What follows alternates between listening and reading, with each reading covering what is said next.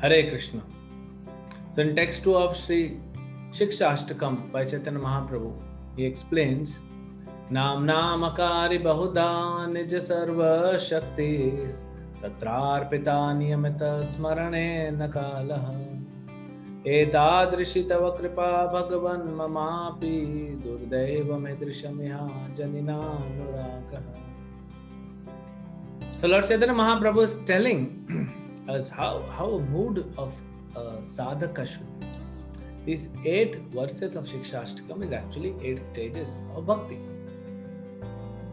Nam Akari Bahuda Nija Sarva Shaktis. Nam Akari Bahuda. My Lord, you have so many names, unlimited names. Nija Sarva Shaktis. And all the names are having your personal potency.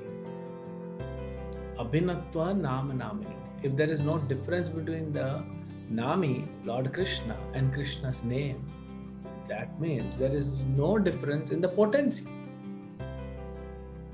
Okay? It is said that holy name is more merciful than the Lord himself. The name of Lord is merciful than Lord himself. We meet, it is easier for us to meet the name of the Lord, and then we'll eventually meet the Lord. So it is all the potency to purify our heart completely, because holy name is completely pure. All the holy names, all the names of Krishna are filled with same potency. Tatrarpita niyamata smarane nakalha. And that too, you have not, there is no niyama, no rules and regulation, no restriction for chanting. There are so many mantras given in Vedic literatures. Every mantra before we chant, there are so many rules and regulations to be followed. There are so many restrictions. So many people in the world, they play this Gayatri mantra. They're not allowed. First of all, they're not allowed to chant. They're not allowed to play it loudly. There's so many restrictions. For every mantra there is restriction, except the holy names of the Lord. Why? Krishna knows. People like us in Kali Yuga, they will not be able to handle so much. It's too much of pressure. Then people will undergo depression. They'll say, no, this is too much. We cannot do. Because Vedic mantras, you have to become a Brahmana to chant Vedic mantras. A certain level of purification is required to chant Vedic mantras. So many rituals are to be followed to chant Vedic mantras. Where will we be able to bring purification in our heart? How can we follow rituals? Practically, there is no culture left in this Kali Yuga, in this world. There is no culture left. There are only vultures who want to, eat each one. Everyone is fighting with everyone, like vultures. There's no culture. There's no Brahmanical culture. So Krishna knows. So keeping that in mind, Krishna says, okay, you chant my holy name. Even if you are a Chandala, a dog eater, no problem. You chant holy name. And by chanting, you'll become purified. More than what a Brahmana is can become purified by chanting different mantras, you can become more purified. You can become completely purified by chanting this. Then he says, Etadrishi tava kripa bhagavan mamapi, my Lord, you know my situation.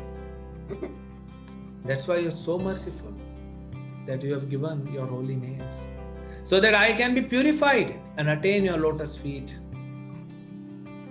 But look at my situation, O Lord. Durdevam idrasham yaha jani na anuraga. I have practically no attachment for the holy name. This is my greatest misfortune, that I have no attachment for the holy name. Now, we have to come to this consciousness. Right now, we are still in initial stage where we have to chant. First, we have to chant. Someone asked, how can I improve my chanting? He got a reply, first be awake in chanting. When you are chanting, don't fall asleep. Then we'll talk about improvement. So the first, yesterday what we discussed, Cheto Darpana Marjanam, first we have to do chanting. First we have to chant. Then we will get to this stage. Then we realize. And now we can go and pray to Sri Panchatattva. Shri Gaurnatha, we can pray to them. My Lord, I have no attachment. I fall asleep. My mind is going here and there. Please understand this greatest misfortune of mine and be merciful unto me so that I can chant your holy names. That's how we have to pray. And we have to understand, we realize we are having this, misfortune with us.